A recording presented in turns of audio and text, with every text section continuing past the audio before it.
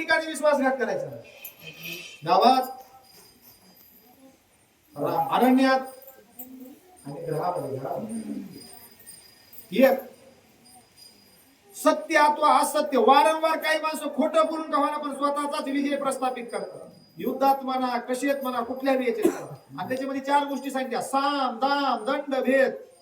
पण विजय आपलाच. मग टेबला खालून देणं होईल, वरून घेणं होईल, घराघरात भेद करणं होईल, काही होईल.